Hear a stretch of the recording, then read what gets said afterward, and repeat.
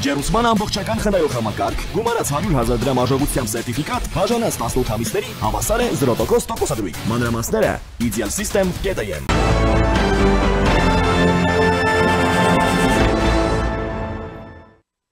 Ավարտվել է Նիկոլ Փաշինյանի Ֆրանսիա աշխատանքային այցը։ Նախորդին Հայաստանի վարչապետ Նիկոլ Փաշինյանը Ֆրանսիայի նախագահ Էմանուել Մակրոնի հետ քննարկել է Հայաստան-Ֆրանսիա ռազմավարական բնույթի հարաբերությունների օրակարգային մի շարք հարցեր։ Ելիսեյան պալատում կայացած հանդիպմանը երկու երկրների ղեկավարներն անդրադարձել են տնտեսության, ենթակառուցվածքների եւ այլ ոլորտներում համագործակցությանը վերաբերող թեմաների։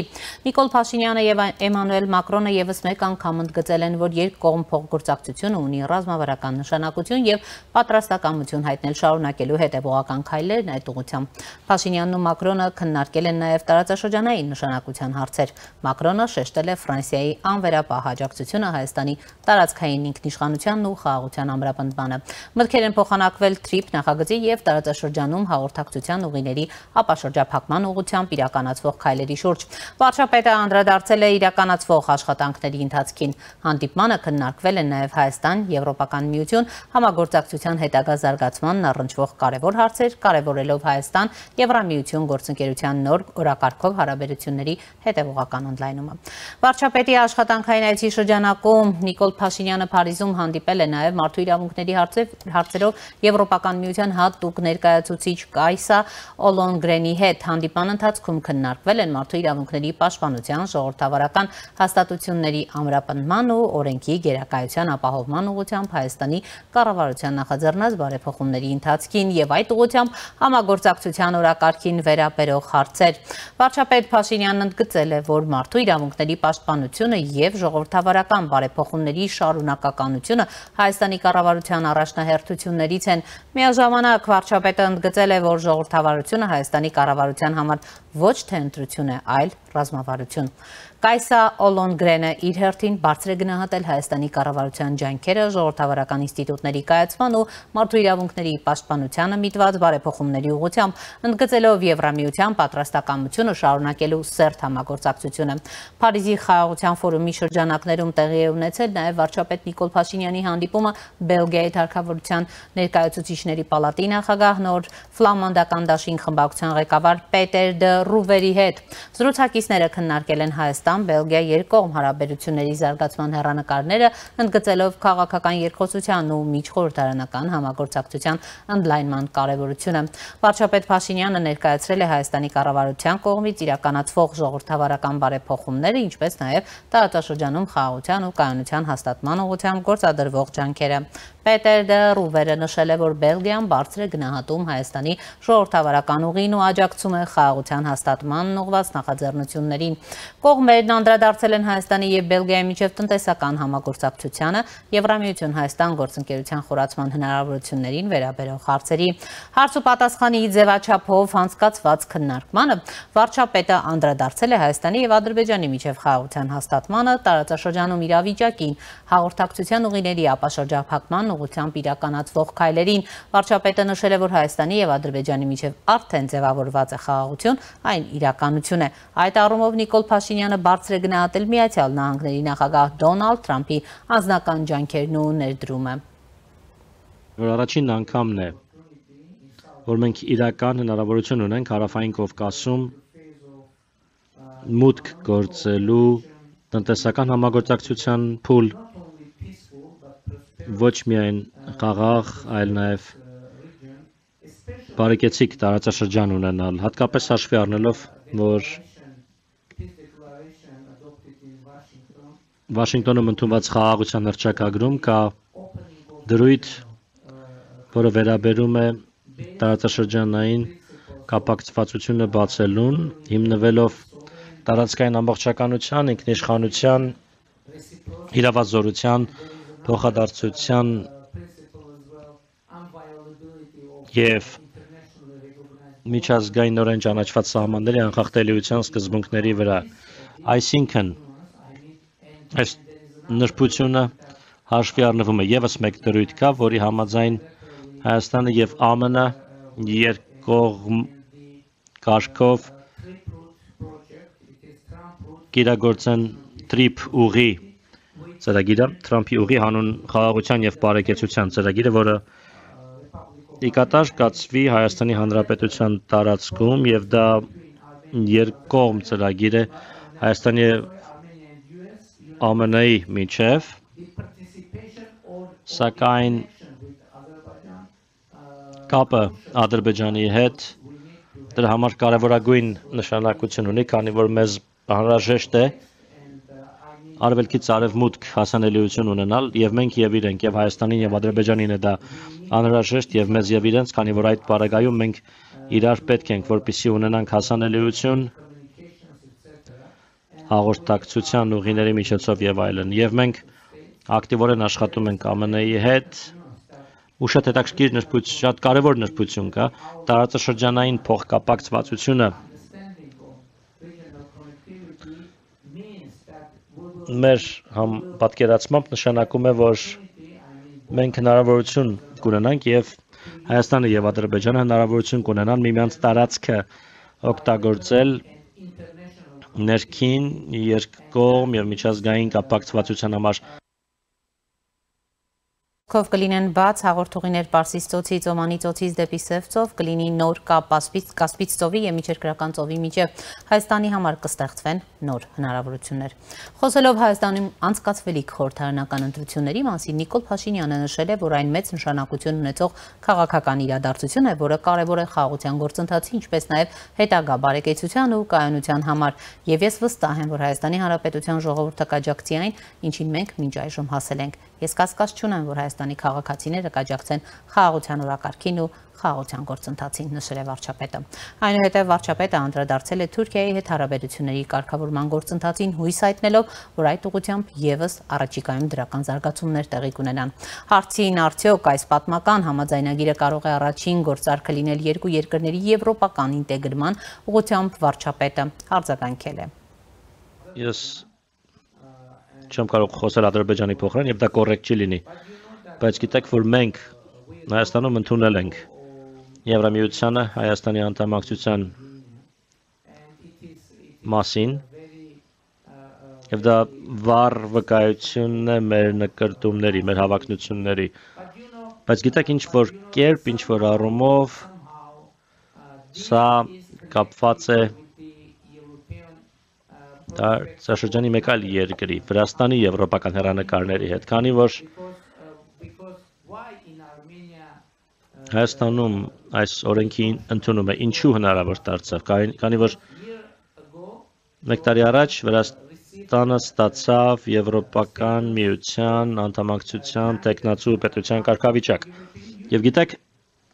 ես չեմ կարող ասել, քանի որ դա նաև աշխարհագրության հարց է, բայց Հայաստանի պարագայում Վրաստանի եվրոպական հեռանկարները կարծում եմ շատ կարևոր են։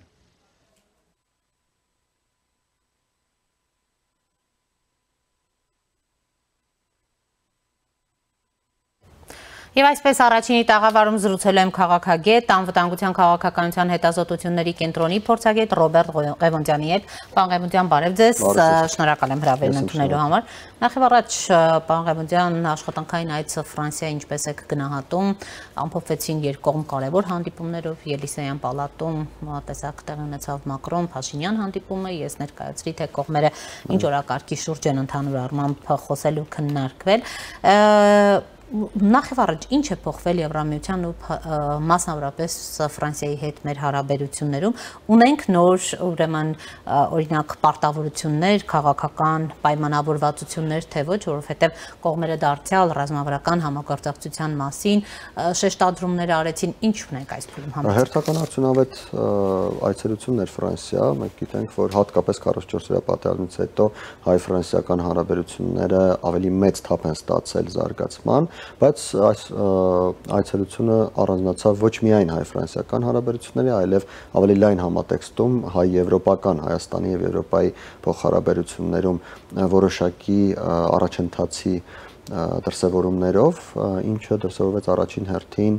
Փաշինյանի տարբեր հանդիպումներով եվրոպական այլ երկրների ներկայացուցիչների հետ եւ նրանով, որ Փաշինյանը փաստորեն բացեիբաց Եվրոպայի սրտում Ֆրանսիայում խոսում է այն մասին, որ Հայաստանը ունի եվրոպական միությանը անդամակցելու ձգտում, նախկինում նա խոսել էր այն մասին, թե Հայաստանը պատրաստ է Եվրոպայի հետ մոտենել այնքան, ինչքան Եվրոպան դա հնարավոր կհամարի, եւ այս պահին փաստացի հաշվի առնելով նաեւ այն օրենքը, որ ընդունել է Հայաստանի Հանրապետությունը, փաստացի Հայաստանում կարծում են, եւ առաջին հերթին Փաշինյանը այդպես է կարծում իմ տպավորությամբ, որ Եվրամիությունը հնարավոր է համարում ինչ որ տեսանելի ապագայում Հայաստանի Հանրապետության անդամակցությունը Եվրոպական միությանը, եւ դրան են միտված Փաշինյանի կողմից Եվրամիության հետ մերձենալու եւ Եվրոպական միության շարքերում ինչ որ ժամանակ անց լինելու տարբեր հայտարարությունները եւ մոտեցումները։ Պարոն Ղևոնդյան, հաշվի առնելով, որ մենք դեռ կպատրաստվենք չափորոշիչներին, կհամապատասխանեցնենք մեր ապրանքները, հետո նոր կտեսնենք եւ այլն, փաստորեն այս բոլոր հայտարարությունները մի կողմ մնացին եւ այս անգամ Փարիզում մենք տեսանք բոլորովին այլ ոճի հայտարարություն, արդեն բացահայտված տեսքով Եվրամիության անդամակցության հեռանկարներ։ Այո, եւ դրան նախորդել էր Հայաստանի արտաքին գործերի նախարարի կողմից հայտարարություն, որ 2026 թվականին մենք ավելի կմեծացնենք մեր հարաբերությունները Եվրոպական միության հետ եւ շատ հնարավոր է, որ մեկ տարվա ընթացքում օրինակ մենք հայտ ներկայացնենք Եվրամիությանը անդամակցելու, ինչը կարծես թե տեղավորվում է նաեւ Փաշինյանի այս հայտարարությունների համատեքստում, առ այն, որ Հայաստանի իշխանությունները կարծես թե մի փոքր փոխել են իրենց ռազմավարական մոտեցումը Եվրամիությանը անդամակցելու հարցում, թեև ես նախկինում էլ նշել եմ, ցանկանում կրկնել, որ երկուսն էլ ճանապարհ են եւ երկուսն էլ տանում են նույն տեղը, չափանիշները բարձրացնել, հասցնել, հետո դիմել, հետագայում չափանիշները հասցնել այդ մակարդակի, բայց երկրորդ դեպքում, երբ դիմում ենք, հետո ենք հասցնում այդ մակարդակին, մենք ունենք նաեւ պարտավորություններ։ Առաջին դեպքում դա մեր կամքն է, կոնկրետ դիմողի կամքն է, երկրորդ դեպքում կան պարտավորություններ, որոնք ճանապարհային քարտեզի ձևավորմամբ, որի մասին իմիջիայլոց Փաշինյանը խոսել է օրենքի ընդունումից առաջ կառավարությունում քննարկման ժամանակ, այդ քարտեզի ձևավորմամբ եւ քարտեզում նշված պլանավորված հերթականությամբ գործողություններ են իրականացվում, ինչը ես կարծում եմ հաշվի առնելով Հայաստանի պետական կառավարման համակարգի աշխատելու ոճը, աշխատելու հնարավորությունները, որոնց մենք քաջատեղյակ ենք, շատ ավելի արդյունավետ կլինի Հայաստանի համար, քան թողնելը մեր կամքին։ Պարոն Ղևոնդյան, տեսեք, մենք վարչապետի ելույթում նաև տեսանք այսպիսի հայտարարություն Պարսից ծոցից մինչև Սևծով այս հաղորդուղիների մասին, ընդհանրապես սա ինչպես կարող է փոխել Հայաստանի տարածաշրջանային դիրքը։ Փաստացի սա խաղաղության խաչմերուկի իրականացման այսպես ենք գետնի վրա պրոյեկտումն է, առ այն, որ ճանապարհները բացվում են հյուսիսից հարավ եւ արևելքից արևմուտք եւ հակառակ ուղղություններով, ինչը ակնհայտորեն Հայաստանին դարձնում է խաչմերուկ։ Ես նշեմ, որ սա բավական արդյունավետ եւ հասկանալի ծրագիր է, որը միջազգային հանրությունը բավական լավ է ընդունում եւ դա հասկացել են Ադրբեջանում, եկեք հիշենք, որ ընդամենը օրեր առաջ Ալիևը խոսում էր այն մասին, որ իրենք կարող են ունենալ իրենց խաչմերուկը Զանգելանում, որտեղից որ նույն տրամաբանության մեջ խոսում էր հյուսիս-հարավի եւ արևելք-արևմուտքի մասին, ընդ որում արևելք-արևմուտքի դեպքում այդ ճանապարհը նաեւ անցնում էր Հայաստանով եւ ստացվում է, որ Ադրբեջանը եւս ցանկանում է խաչմերուկ ունենալ եւ եթե այդ խաղաղության խաչմերուկ ասվածը անկախ նրանից թե ինչպես այն անվանվում լավ բան չլիներ, Ադրբեջանը եւս չէր ցանկանա նմանատիպ ինչ-որ մի բան ունենալ իր տարածքում։ Ինչ վերաբերում է նրան, որ այս մոտեցումը կարող է իրար կապել կոնկրետ Պարսից ծոցի երկրները եւ Սև ծովը, ինչպես նաեւ Կասպից ծովը, միջերկրական ծովը, ապա սա ակնհայտորեն շահագրգռում է տարածաշրջանի երկրներին իրենց մասնակցությունը բերել գործընթացի իրականացմանը, առաջին հերթին ես կնշեի Իրանին եւ Թուրքիային։ Տեսեք, Եվրոպայում փաստորեն վարչապետը նաև անդրադարձավ 26 թվականի խորհրդարանական ընտրություններին, կարևորելով ընդհանրապես նաև վստահություն ունենալով Հայաստանի քաղաքացիների ճիշտ ընտրությանը։ Դուք ընդհանուր առմամբ հաշվի առնելով ուժերի ներկա կոնֆիգուրացիան դասավորությունը, պարոն Ղևոնդյան, ինչ տպավորություն եք ստանում, արդյոք օրինակ նաև մենք տեսանք հենց այդ խաղաղության ֆորումում եւ արտաքին գործերի նախարարի եւ վարչապետը այսպես կարմիր թելով խոսում էին այդ հիբրիդային պատերազմի, տեղեկատվական պատերազմի մասին եւ դրա դերակատարության մասին, ինչ եք կարծում դրանք ինչ ազդեցություն կունենան ուղղակի 26 թվականի ընտրությունների վրա, թե վարչապետի պես դիահույս եք, որ այնուամենայնիվ ճիշտ ընտրություն քաղաքացին կանի Ոչ միայն կարծիք, մենք ունենք նաև փաստեր, եւ այդ փաստերը առաջին հերթին վերաբերում են Մոլդովային։ Մենք տեսանք, թե Մոլդովայում ինչպես էր աշխատում այդ հիբրիդային գործընթացները, ինչպես էին աշխատում, ինչպես էր փորձ արվում Մոլդովայում ընտրողների կամքը խեղաթյուրել եւ ստանալ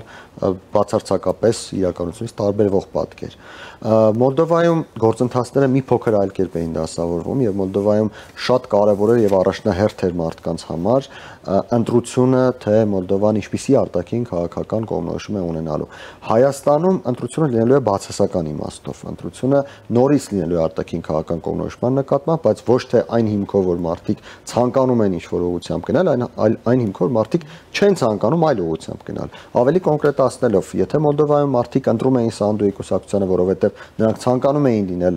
համախմբված Եվրոպայի մաս, ապա Հայաստանի Հանրապետությունում մարդիկ ընտրելու են Նիկոլ Փաշինյանի քաղաքացիական պայմանագրին հիմնականում այն պատճառով, որովհետև նրանք չեն ցանկանում լինել Ռուսաստանի մաս, կամ չեն ցանկանում, որպեսզի Ռուսաստանի ազդեցությունը Հայաստանում ավելի մեծ տարածում ունենա, քան ունի այս պահին, ընդհակառակը ցանկանում որպեսզի կրճատվի։ Եվ այս առումով լինելու է 2026 թվականի հունիսի ընտրությունները լինելու են որոշակի, այսպես ասենք, զտիչ, որը ցույց է տալու, թե մարդկանց որ քանակն է դեմ Ռուսաստանի ազդեցությանը կամ ռուսական քաղաքականության տարածմանը Հայաստանի Հանրապետությունում։ Հստակորեն այն մարդիկ, ովքեր իրենց քվեն կտան կամ Եվրոպամետ քաղաքական ուժերին, կամ ներկայում իշխող քաղաքական ուժին, այդ մարդկանց զանգվածը դեմ է ռուսական ազդեցությանը Հայաստանի Հանրապետությունում կամ ռուսական քաղաքականությունը չի ողջունում գոնե Հայաստանի Հանրապետությունում։ Իմ գնահատմամբ, քանի որ դուք հարցնում եք, թե ինչպիսին է կոնֆիգուրացիան, իմ գնահատմամբ այդ մարդկանց քանակը ակնհայտորեն ավելին է 50%-ից, ինչը նշանակում է, որ տեսականորեն Հայաստանի ներկայ իշխանությունները հնարավորություն ունեն տանելով այդ 50%-ից ավել ձայների մեծամասնությունը ստանալ կառավարելու հնարավորություն, այսինքն ստանալ մեծամասնություն խորհրդարանում եւ նորից կազմել կառավարություն։ Բայց այստեղ արդեն շատ կարեւոր կլինի, թե ինչպես կբաժանվեն այն մարդկանց քվեները, ովքեր դեմ են ռուսական ազդեցությանը, իշխող կուսակցության եւ այլ եվրոպամետ քաղաքական ուժերի միջև։ Իհարկե, այստեղ բազմաթիվ գործոններ հաշվի պետք է առնել, այդ թվում նաեւ թե ինչպես կաշխատեն այդ քաղաքական ուժերը։ Պարոն Ղևոնդյան, քանի որ դուք Մոլդովայի օրինակը բերեցիք, ուզում եմ հիշեցնել, որ նախորդին նաեւ տեղի ունեցել Մայա Սանդու Նիկոլ Փաշինյան հանդիպումը, դրանից մեկ օր առաջ էլ Մայա Սանդուն հայտարարել էր, որ Ռուսաստանը կփորձի վերցնել իշխանությունը Հայաստանում 2026 թվականի ընտրություններում, որ ըստ էության օրինակ արդեն բոլորովին այլ գործիքակազմով ցանկացած գործիքակազմ կիրառելու դեպքում Ռուսաստանը ինչպիսի հնարավորություններ ունի։ Դրան ի դեպ հաջորդել է նաև Լավրովի հայտարարությունները, սպառնալիքներով լի հայտարարությունները, այս ամենը ինչպիսի վտանգներ են ստեղծում։ Շատ մեծ հեռատես եւ շատ մեծ մտահորիզոն ունենալ պետք չէ, որպեսզի հասկանան, որ Ռուսաստանը փորձելու է ամեն կերպ վերցնել իշխանությունը Հայաստանի Հանրապետությունում, ընդ որում խոսքը այս պահին գնում է իր սատելիտ քաղաքական ուժերի միջոցով Հայաստանում որևէ իշխանություն ստանալու մասին եւ նորից ընդ որում դա չի վերաբերում միայն առաջին տեղում լինելու եւ իշխանություն կազմելուն, դա վերաբերում է նաեւ օրինակ անդիմադիր տեղերը ստանալուն։ Ցավալիորեն անդիմադիր տեղերը ստանալու հարցում Հայաստանի Հանրապետությունը մեծ հնարավորություններ չունի հակազդելու Ռուսաստանի այդ ազդեցություններին եւ շատ մեծ է հավանականությունը, կարծում եմ, որ ամենահավանական տարբերակն է, որ գլխավոր ընդդիմությունը առաջիկա խորհրդարանում նորից լինելու են ռուսական ազդեցության քաղաքական ուժերը, դա կլինի հավանաբար Սամվել Կարապետյանի քաղաքական ուժը, որի մեջ ինտեգրված կլինի նաև Քոչարյանի քաղաքական ուժի մի մասը կամ ամբողջապես, բայց անդրադառնալով այն հարցին, թե արդյոք նրանք հնարավորություն ունեն կառավարություն կազմելու եւ ամբողջ իշխանությունը վերցնելու ոչ ընդդիմադիր տեղերը, ես կարծում եմ ոչ, այս պահին դրա հնարավորությունները շատ քիչ են, կարելի է ասել 0-ին ձգտող են, որովհետեւ Հայաստանի Հանրապետությունում ձևավորված տրամադրությունները ակնհայտորեն մեծ տարբերություն ունեն Ռուսաստանի ցանկացած իրավիճակի հետ։ Տեսեք, օրինակ Գյումրիի սցենարի հնարավոր կրկնության մասին են խոսում, մենք հիմա գիտենք Գյումրիում ինչ իրավիճակ է եւ հիմա վաղար շաբաթում են ընտրություններ, բայց որքան էլ իշխանությունը սա դիտարկում է որոշակի ստուգատես, դարձյալ նշում է տեղական ինքնակառավարման մարմինների ընտրությունների այսպես սպეციფიკան առանձնահատկությունը, դուք ինչ եք կարծում այս տրամաբանությունը բացարձակապես տարբեր է, նախ Գյումրիում շատ մեծ ազդեցություն կա ռուսական կապված ռուսական ռազմակայանի ներկայության հետ, բայց դա հարցի միայն քանակական կողմն է, որակական առումով եւս համապետական ընտրությունները բացարձակապես այլ տրամաբանություն ունեն, առավել եւս Գյումրիում մասնակցող քաղաքական ուժերի ցանկը շատ ավելի սահմանափակ էր, համապետական ընտրություններում շատ ավելի մեծ թվով քաղաքական ուժեր են մասնակցելու, շատ ավելի մեծ թվով առաջարկներ են լինելու հանրությանը եւ Եվս մեկ գործոն կա առ այն, որ սահմանադրությունը թույլ չի տալիս 3 կուսակցությունից ավելի կոալիցիա կազմել եւ 3-ից ավելի դեպքում ուղղակի պետք է ձայները տան այնքան որ որևէ մեկը Հայաստանում կարողանա վարչապետ ընտրվել, սա եւս քիչ հավանական տարբերակ եմ համարում եւ այս ամենին գումարած այն, որ հերթական ընտրությունների դեպքում գործելու է նոր ընտրական օրենսգիրքը եւ շեմը դառնալու է 4% կուսակցությունների համար, իսկ կոալիցիաների համար 8 կամ 10% է լինելու տարբեր քանակով ուժերի կոալիցիաների համար, ինչը նշանակում է, որ 4% շեմը հաղթահարելու հնարավորություններ ունենալու են նաև 1-2 կուսակցություն, որոնք ակնհայտորեն հակառուսական տրամադրվածություն ունեն, նորից հաշվի առնելով այն, որ հակառուսական տրամադրվածությունները Հայաստանում այս պահին ժողովրդի գերակշիռ մասի մոտ են, հաշվի առնելով սա, շատ հնարավոր է, որ այդպիսի կուսակցություններ եւս հայտնվում են խորհրդանում, ինչը հնարավորություն չի տա այն քաղաքական ուժերին, որոնք ռուսական ազդեցության տրամադրություններ են բերում, կարողանալ 51% ձայներ հավաքել եւ վարչապետ ընտրել, առավել եւս, որ ես շատ քիչ հավանական եմ համարում, որ Հայաստանում հնարավոր է գտնել 3 քաղաքական ուժ ռուսամետ ուժերի դաշտում, որոնք կստանան համապատասխանաբար մոտավորապես 15-20% ձայն, ինչը պետք է գա մոտենա 50%-ին, որպեսզի եւս մեկ ուժ, որը 4-5% է անցել ձայները տա եւ նրանք կարողանան վարչապետ ընտրել։ Մեկ քաղաքական ուժ գուցե, տեսեք, հաշվի առնելով 21 թվականի ընտրությունների արդյունքները, մեկ քաղաքական ուժ ստացավ 21% ձայն, այսօր նման հնարավորություն մեկ քաղաքական ուժ ունի, բայց համախմբման դեպքում դրա համար եմ ես նշում, որ շատ մեծ հավանականություն կա, որ Սամվել Կարապետյանի ուժը եւ այնտեղ կինտեգրվի Քոչարյանի դաշտից որոշակի ուժեր, այն կկարողանա հավակնել 20-25% ձայներ ստանալուն, սա նշանակում է, որ մյուս երկու քաղաքական ուժերը պետք է ստանան եւս 10-15% ձայն, որպեսզի 51% ստանան, բայց չկան այս պահին նման հնարավորություններ եւս երկու քաղաքական ուժի 10-15% հաղթահարելու։ Տեսեք, պարոն Ղևոնդյան, մենք տեսնում ենք իշխանություն, որը հաստատում է կամ խոսում է, որ հաստատվել է արդեն այդ խաղաղությունը Հայաստանի եւ Ադրբեջանի միջև, նաեւ որպես օրինակ բերվում է 1 տարի 7 ամիս կրակոցներից մենք չունենք զոհեր եւ այլն, բայց բանը մեծ այդ զրույցներում դուք բազմիցս նշել եք, որ սա այսպես վերջնական խաղաղություն չի կարելի դիտարկել, տեսնում եք դրա հնարավորությունը վերջնական հանգուցալուծման մինչև 26 թվականի խորհրդարանական ընտրությունները այն պարագայում, երբ Ադրբեջանի նախագահ Իլհամ Ալիևը օրինակ չի պլանավորում մասնակցել 26 թվականի մայիսին Հայաստանում կայանալիք եվրոպական քաղաքական համայնքի գագաթնաժողովին, թեև այսօր օրինակ ազգային ժողովի նախագահ Ալեն Սիմոնյանը վերջին նաև Գաֆարովայի հետ հանդիպումը մեջբերելով նշում էր, որ երկու երկրների միջև ըստ էության սառույցը կոտրվում է, հալվում է եւ առաջիկայում լինելու են այդ փոխայցերը նաև ըստ էության խորհրդարանների մակարդակով։ Ինչ պատկեր ունենք եւ որքանով է իսկապես հանգուցալուծմանը մոտ խաղաղության։ Ես կցանկանայի ուշադրություն հրավիրել մի հարցի, որը կարծես թե պատշաճ չի մեկնաբանվում կամ պատշաճ ուշադրության չի արժանանում մեր մեդիայում, առ այն, որ այն գրառումներում, որտեղ նշված է, որ Իլհամ Ալիևը չի պլանավորում այցելել մայիսին Հայաստան, այնտեղ նշվում է, որ Իլհամ Ալիևը չի պլանավորում այցելել Երևան մինչև խաղաղության համաձայնագրի ստորագրումը։ Տեսականորեն կա հավանականություն, որ մինչև մայիս ամիսը խաղաղության պայմանագիրը կարող է ստորագրվել Հայաստանի եւ Ադրբեջանի միջև, առավել այլևս որ դրա մասին Ֆիդանը եկեք հիշենք, որ հայտարարություններ արել եւ դրանից հետո գուցե Իլհամ Ալիևը նույնիսկ եթե հիմա հայտարարում է թե չի պլանավորում այցելել, գուցե միտքը փոխի եւ այցելի Երևան մայիսին, այնպես որ սա այդպես 100%-անոց ճշմարտություն չէ։ Իհարկե սա համընկնում է Ադրբեջանի տեսակետի հետ առայն, որ նրանք նախկինում հայտարարել են, իրենք ունեն պայման, Հայաստանը պետք է սահմանադրություն փոխի, որպեսզի ստորագրեն խաղաղության համաձայնագիրը, ակնհայտ որ Հայաստանը մինչև մայիս ամիս սահմանադրություն չի կարող փոխել, նույնիսկ չի կարող հանրակրվե անցկացնել մինչ այդ ֆիզիկապես դա հնարավոր չէ, ինչը նշանակում է, որ այս պահին Ադրբեջանում այլ բան չեն կարող հայտարարել, քան այն, ինչ հայտարարել են արդեն, որ Ալիևը չի մասնակցելու։ Բայց ինչը չի նշանակում, որ Ադրբեջանը կարող է օրինակ փետրվարին կամ մարտին Ալիևը կարող է միտքը փոխել եւ ինչ որ համաձայնությունների գալ, օրինակ սահմանադրության հարցը 27 թվականին հանրակրվեի դնելու վերաբերյալ եւ ստորագրել այդ համաձայնությունը։ Դրանից հետո կփոխվի նաեւ այցելության հարցը։ Ես կարծում եմ, որ նույնիսկ եթե դա տեղի չունենա, նույնիսկ եթե Ալիևը չայցելի, Երևան այնուամենայնիվ այո Հայաստանի եւ Ադրբեջանի միջև հարաբերական խաղաղություն հաստատված է։ Ինչու բացարձակ չէ այդ խաղաղությունը, որովհետեւ օրինակ Ալիևը հայտարարում որ Երևան չի այցելի, սա արդեն ցույց է տալիս, որ բացարձակ չէ խաղաղությունը, որովհետեւ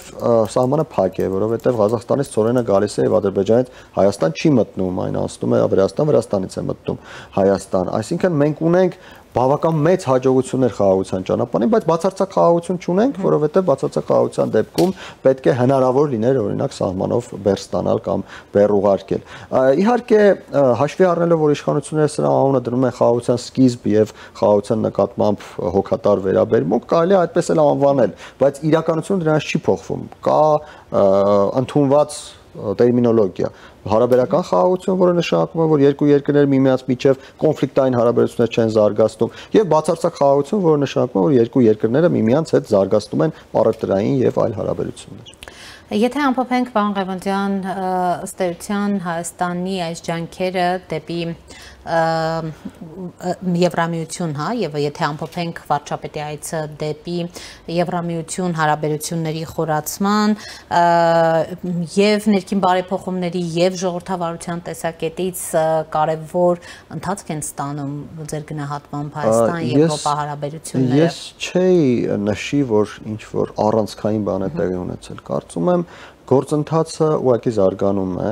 գուցե նաև Հայաստանի իշխանությունները որոշ առումով այնքան էլ չեն շտապում, բայց գործընթացը ինքը տանում է, Հայաստանի իշխանությունները չեն կարող ուղղակի գործընթացից դուրս մնալ,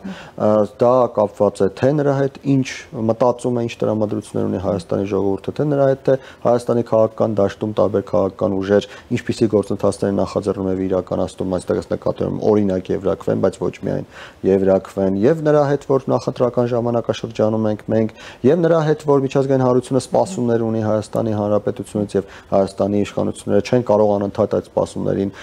ավելի շատ սպասումներ ավելացնել, բայց լուծումներ չտալ։ Այսինքն գործընթացները իրենց ընթացքով, իրենց կյանքով զարգանում են եւ շատ դեպքերում ստիպված, շատ դեպքերում իրենց կամքով Հայաստանի իշխանությունները ներառվում են այդ գործընթացների զարգացման տրամաբանություն։ Պարոն Ղևոնդյան, քանի որ նաեւ ներքաղաքական իրավիճակն է Հայաստանում շատ լարված, մասնավորապես ոչ թե իշխանություն ընդդիմություն հակասություններ, այլ հոգևորականներ եւ վարչապետ իշխանություն այս թնջուկը, քանի որ կարծեք այն նաեւ լուծման որևէ հնարավորություն չի ստեղծում, վարչապետը հենց այսօր հայտարարել է, որ ոչ միայն Հովանավանքում, այլ նաեւ Էջմիածնում է մասնակցելու պատարագի, դրան գիտեք նախորդել էր Մայրաթորի հայտարարությունը։ Դուք այս թնջուկի ինչպիսի հանգուցալուծում եք տեսնում, մինչև ուր է հասնելու այս բախումը, որովհետև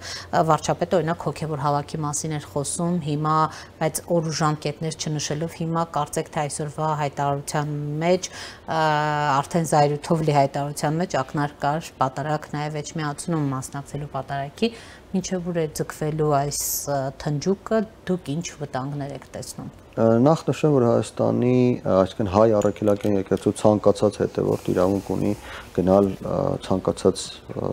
առաքելական եկեղեցի եւ այնտեղ աղոթք անել եւ որևէ մեկը այդ դեպքում այդ եկեղեցու հոգեվոր առաջնորդը կամ կաթողիկոսը, որևէ մեկը իրավունք չունի արգելել նրան այդ եկեղեցում աղոթք անել, շատ վատ է, որ կաթողիկոսը վատ բան է տեսնում նրա մեջ, որ Հովանավանքում պատարագ է մատուցվել աղոթք է բարձրացել։ Ես ճիշտ ասած այդտեղ օրինականության հետ խնդիրը չեմ տեսնում, թեև իրավաբան չեմ, գուցե կա ինչ-որ իրավական բան եւ գուցե Մայրաթորը այդ հայտարարությունը անելուց առաջ խորհրդակցել է իրավաբանների հետ, ես չգիտեմ։ Այնուամենայնիվ պետք է նշել, որ քաղաքական առումով գոյություն ունի հետեւյալ իրավիճակը. Հայաստանի քաղաքական իշխանությունը չի հանդուրժում եւ համաձայն չէ Մայրաթորի որոշ հոգեվորականների կաթողիկոսի գլխավորությամբ արտահայտած քաղաքական դիրքորոշումների եւ քաղաքական գործունեության հետ։ Տեսեք, մենք չենք խոսում հոգեվորի մասին, որովհետեւ հոգեվոր առումով կարծես թե Հայաստանի իշխանությունների եւ Մայրաթորի ներկայացուցիչների միջև խնդիր չկա, որևէ մեկը նրանցից Աստծո գործերը չի քննարկում, Աստվածաշունչը չի քննարկում, մեկը մյուսին չի մեղադրում աստվածաշնչային ինչ-որ դրույթներ խախտելու մեջ, բայց կա քաղաքական որոշակի եւ էթիկական խնդիրներ եւ քաղաքական խնդիրներ, որոնք առաջացել են ինչի հետևանքով, առաջացել են նրա հետևանքով, որ եկեղեցին մտել է քաղաքական դաշտ եւ քաղաքական գործողություն է իրականացրել։ Եվ այս դեպքում եկեղեցի աստով ես նկատի ունեմ կոնկրետ որոշ հոգեվորականների։ Այսինքն, եթե դու մտնում ես ինչ-որ մի դաշտ եւ այդ դաշտում գործողություն ես իրականացնում, պետք է պատրաստ լինես, որ այդ դաշտի կանոնները ազդելու են քեզ վրա։ Իսկ այդ դաշտի կանոնները այսպիսին են. ուժեղը միշտ հաղթում է։ Այս դեպքում ես կարծում եմ ուժեղը Հայաստանի իշխանություններն են։ Եվ այս պայքարում հաղթելու է իշխանության նպատակը կամ վարչապետի հնչեցրած այսպես պահանջը մեկն է, ուրեմն կաթողիկոսը ըստ էության պետք է վեհարանը իրենից ազատի։ Իմ կանխատեսմամբ այդ պահանջը իրականացվելու է, ես չգիտեմ ինչ մեխանիզմով, օրինական ճանապարհով կա, այդպիսի կարծում եք որևէ քրեական գործի շրջանակներում նաև չեմ կարծում քրեական գործի շրջանակներում կաթողիկոսը կարող է հեռանալ, որովհետև իսկապես կաթողիկոսը կարող է, ինչպես Հայաստանի ցանկացած քաղաքացի կարող է բանտարկվել, բայց կարող է մնալ կաթողիկոս։ Տրամաբանորեն չի նշանակում, որ նա բանտարկված է, ուրեմն կաթողիկոս չէ, առավել ևս որ մեր առաջին կաթողիկոսը գիտենք 12 տարի բանտարկված է եղել, բայց այստեղ հարցը այլ է, այստեղ հարցն այն է, որ կա էթիկական խախտում եւ այդ էթիկական խախտումը Մայրաթորը գոնե չի շղթում եւ այդ էթիկական խախտման հիմքով կա նաեւ անհամաձայնություն հենց եկեղեցու ներսում, հենց Հովանավանքի դեպքը դրա մասին է, ինչը նշանակում է, որ ինչպես մեր եկեղեցու պատմության մեջ բազմաթիվ անգամներ, ընդ որում ես կարող եմ 6-7 օրինակ նշել, Հայաստանի կաթողիկոսը կփոխվի դեռևս իր կենթանության օրոք։ Շնորհակալ եմ, պարոն Ղևոնդյան։ Հիշեցնեմ, առաջինի տաղավարում զրուցում էի քաղաքագետ, անվտանգային քաղաքականության հետազոտությունների կենտրոնի փորձագետ Ռոբերտ Ղևոնդյանի հետ։ Այս ժամի համար այսքանն էինք նախատեսել, հետևեք մեր թողարկումներին, կհանդիպենք։